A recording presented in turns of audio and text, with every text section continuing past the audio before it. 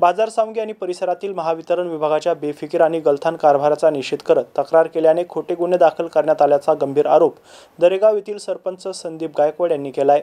त्यांनी या संदर्भात खुलताबाद येथील पोलीस ठाण्यात लेखी निवेदनाद्वारे तक्रार दाखल केली आहे।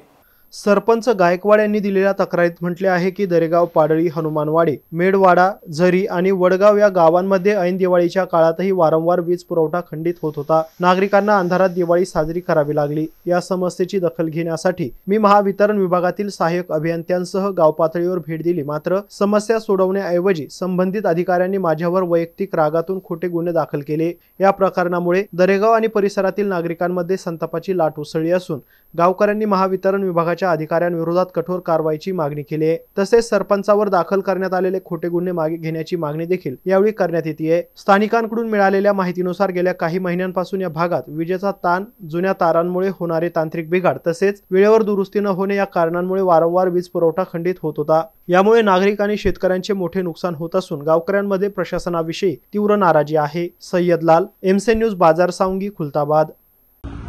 काल माझ्यावरती सहाय्यक अभियंता महावितरण बाजार सावंगी यांनी एक खोटा गुन्हा दाखल केला आहे आणि तो खोटा गुन्हा दाखल करण्याचे कारण म्हणजे की आमचे दरेगाव, पाडळी, झरी आणि वडगाव येथे लाईनीची खूप मोठी समस्या आहे आणि ती समस्या मी त्यांच्याकडे मांडली होती। खास करून दरेगाव आणि पाडळी येथे मागील 2 वर्षापासून लाईनीचा लपंडाव सुरू आहे आणि तो आजपर्यंत सुद्धा तो लपंडाव चालू आहे गावामध्ये। त्याच अनुषंगाने मी सहाय्यक अभियंता बाजार सावंगी, त्याच्यानंतर कार्यकारी अभियंता खुलताबाद, एक्झिक्युटिव्ह इंजिनियर साहेब, त्याच्यानंतर सीई साहेब छत्रपती संभाजीनगर यांच्यासोबत मी वारंवार यांच्याकडून पाठपुरावा करून घेतला, परंतु त्या पाठपुराव्याकडे त्यांनी गांभीर्याने लक्ष दिलं नाही आणि त्याचेच कारण आमच्या गावामध्ये लाईनीचा लपंडाव सुरू आहे। त्याच अनुषंगाने गावातील लोकांची साहजिकच आहे की मी गावचा सरपंच असल्याकारणे माझ्याकडे लोक येत राहणार आहे त्यांच्या समस्या घेऊन आणि लाईनीची समस्या एवढी गंभीररीतीने वाढत होती, तर मी सहाय्यक अभियंता बाजार सावंगी यांच्याकडे गेलो की आमच्या गावातल्या लाईनीकडे तुम्हाला लक्ष देणं गरजेचं आहे। त्याला वास्तविकता सर्व समजून सांगितली आणि त्यांना हे पण विनंती केली की तुम्ही आमच्या गावात येऊन बघा, रात्री लाईट राहते की नाही राहत, तुम्ही एक दिवस अनुभवून बघा। दरेगावची लोक, पाडळीचे लोक, झरी आणि वडगावचे लोक कसे रात्र काढीत्या, तुम्ही एक अनुभव घ्या, तुम्ही माझ्यासोबत चला। आणि ते माझ्यासोबत सुद्धा आले आणि त्यांनी लाईनीचा पूर्णपणे अनुभव घेतला की दरेगावमध्ये, पाडळीमध्ये लाईन कशा प्रकारे सत्वत आहे आणि त्याचाच एक मी जो पाठपुरावा करण्याचा जो भाग होता तो खान साहेब, कार्यकारी अभियंता खुलताबाद, उपकार्यकारी अभियंता खुलताबाद यांना मला असं वाटलं कुठेतरी पटलं नाही आणि त्यांनी या सर्व गोष्टीचा फायदा घेऊन श्री सहाय्यक अभियंता श्री साळवे साहेब यांना पुढे करून माझ्यावर एक खोटा गुन्हा दाखल केला आणि ते तर माझ्यावर आणखी दुसरा एक खोटा गुन्हा दाखल करण्याच्या तयारीत होते की सहाय्यक अभियंता श्री साळवे साहेब यांचं दरेगाव येथील सरपंचांनी अपहरण केलं, यांना किडनॅप केलं, एका बंद खोलीमध्ये कोंडून ठेवलं।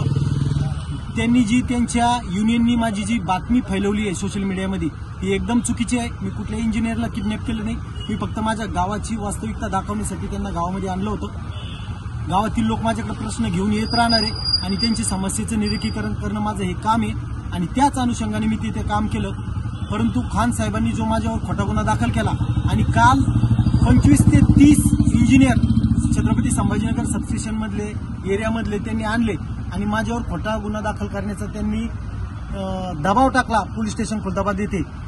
तेवढीच जर तत्परता त्यांनी गावातील पोल काने झाले होते, दरेगाव, पाडळी, झरी, वडगाव किंवा आमच्या गावामध्ये जो फॉल्ट होता तो सॉल्व्ह करण्याची जर तेवढीच तत्परता त्यांनी दाखवली असती तर आमच्या 4 गावामध्ये कधीच फॉल्ट झाला नसता।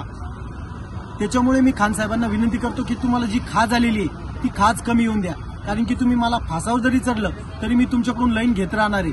त्याच्यामुळे मी परत एकदा तुम्हाला विनंती करतो की जास्त खाज येऊन देऊ नका। तुम्हाला जे काम दिलेलं आहे गव्हर्नमेंटने ते एकदम पारदर्शकता रीतीने काम करा आणि गावाला लाईट पुरवण्याची जी तुमची जिम्मेदारी आहे ती पूर्णपणे तुम्ही ते काम करा, नाही तर तुम्हाला आमच्या या लाईटीच्या जे आम्हाला तुम्ही लाईट पुरवत नाही त्या सर्व गोष्टीला तुम्ही जबाबदार आहात आणि त्या जबाबदारीने आम्ही तुमच्याकडून ते काम करून घेणार आहे। त्याच्यामुळे परत एकदा तुम्हाला विनंती आहे की लाईट आमची लवकर रिपेअरिंग करा, नाही तर सर्व गोष्टीला तुम्हाला सामोरे जाणं पडणार आहे।